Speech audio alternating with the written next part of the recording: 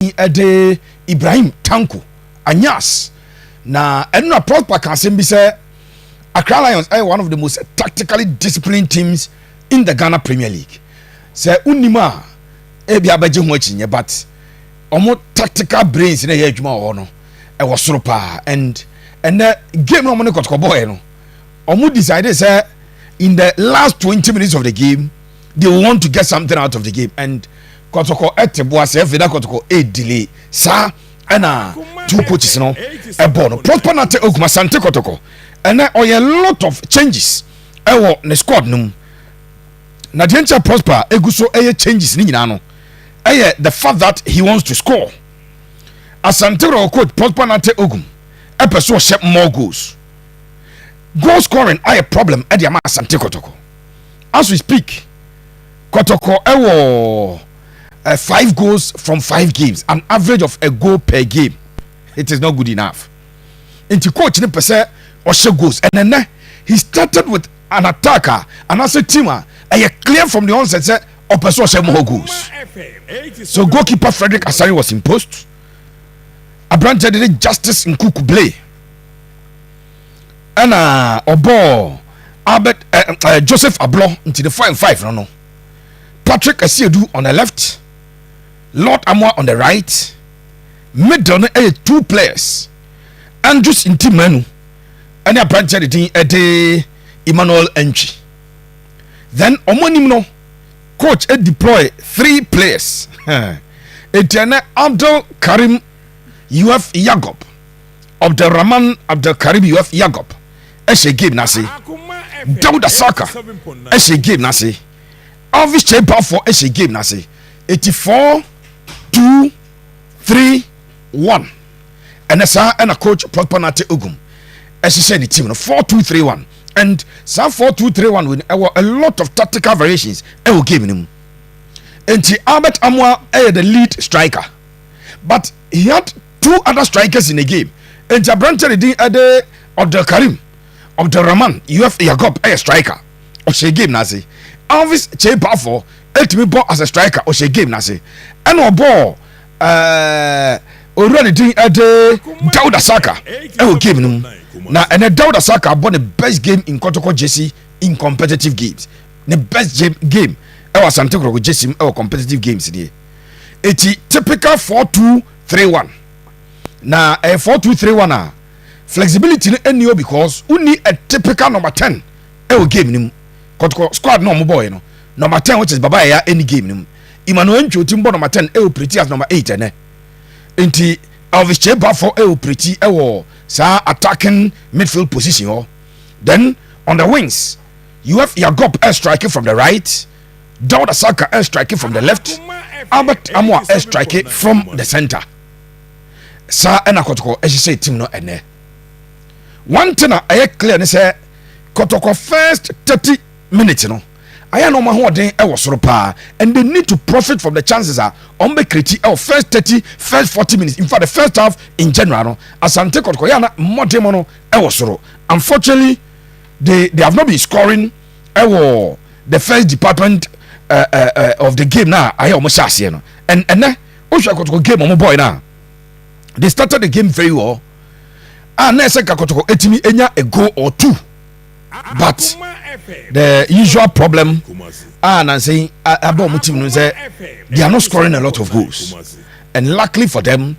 the opponent so anya goal na Kotoko 1 goal no be no na or the afa win that is the story of how the game panned out now Asante Kotoko in the second half after Kotoko draw first half 0-0 no me sure say Prosper pep talk no juma in the opening 2 minutes of the second half and I am sure he was very very furious with the strikers and any omomu anymore because how the second half now 2 minutes inside the second half pine now Albert Amwa at the ball no atwat them and the combination play from middle ball no echo to the left side of Kotoko's attack cross no every Kotoko left side of attack now the first flick Ebaya sana bono ebeto abetamo anim, and we have said it on countless occasions. So abetamo opeso hu ne quality a feed him with the boss. So ma abetabo an nam bom ni e boss say boss ne man na no a wan hwe abeka so onim bo no bo. He's one of those strikers that are profit on the services that you give him. So if you fail to give him services, you may render him useless in a game. Obekwaba na unso okoba no okobi no okoba sa on shada enhu ade a oye e obonum. But if you are able to feed him with the balls, I tell you, sir, about the quality of Albert Amwa. And then, what will game bibia? Whether you are at the stadium, whether you watch TV, or be able to say how many balls eba Albert Amwa na.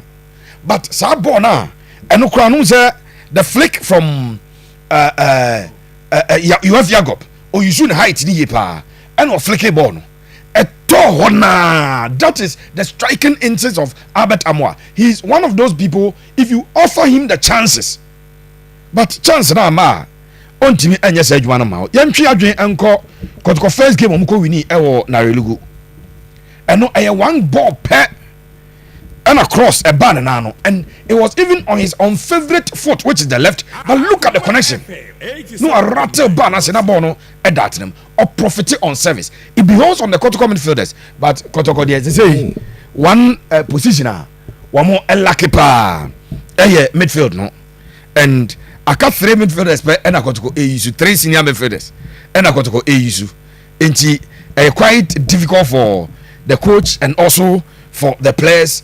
And middle in Tiene or shall say with 2 midfielders in Timenu any Abrante de Amwa entry in Timenu playing as the number 6 and an entry operating as the number 8, so that Kotoko will have control. We have said it here. Anytime we operate as number 8 Biano, Kotoko getting control in the middle. And no nama coach decided say any Sadia or Elvis Cheba for as number 10 mum said about Kotoko control now. Entry at the moment in the middle, no? And entry has been offering some control no? At the Asante Kotoko in the middle of the turf. Today he offered that control for them, and we all clearly saw it. A branch in any control no? At the Asante Kotoko. Unfortunately, in the first half, one more and pick your chances, no? But very early in the second half, 2 minutes inside the second half, Panyai na bono out at them.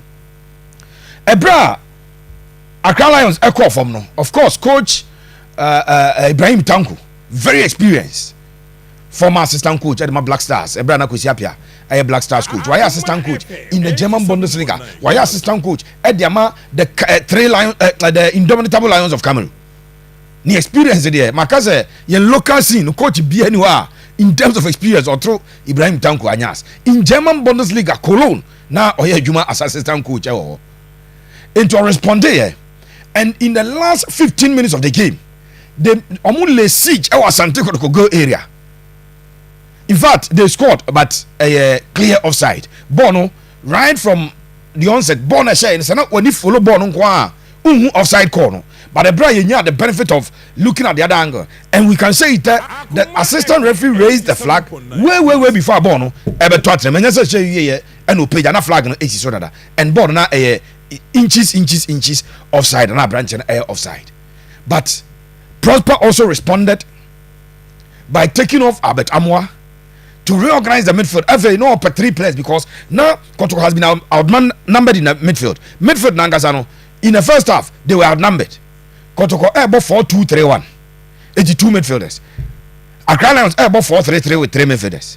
Accra Lions had 1 midfielder become 4 midfielders. A bra now 15 minutes. I want a pressure and be see Kotoko so and a prosper so and them any change amana as I a midfield 3 so that me a hold their own. Na Abrante de Joseph Ablo,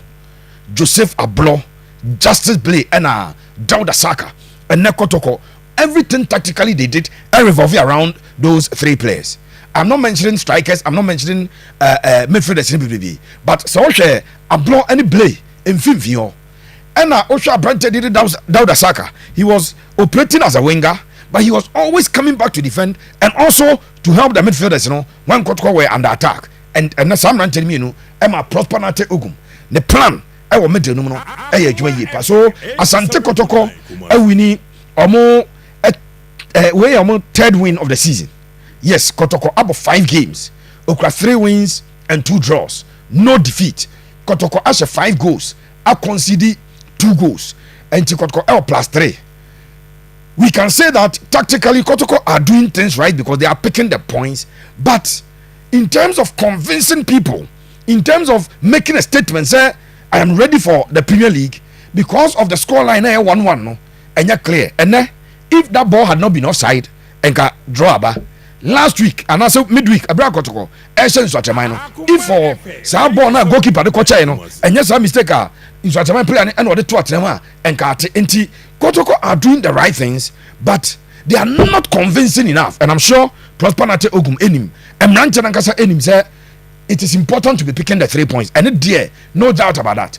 And even if your team is struggling, now picking points are far better than a team that will play very well near baby. You know, 3 points. Now, last week I gave you a quotation. So in football, it is better to win ugly than to lose beautifully. Play all the good football in the world. Opa hit the bar 4. Now you have lost the 3 points. You draw, you have lost 2 points. But this time, Asante Kotoko me add 3 points. And so on to the next fixture that Kotoko will be playing. And I think that Asante Kotoko, if they look forward to games as a path now, next games they will be playing Legon Cities, they will be playing Accra, Ombebo Baseke, Ombebo Samates. It's all in all, Asante Kotoko, their team is not doing bad, but of course they are not doing too well as you then visit and Asante Kotoko ebeye. Tactically, Kotoko was superior to their opponents, especially because they were able to defend their goal area very well. Their opponents were not able to do that. Kotoko had 1 goal, and it is a good win for Asante Kotoko.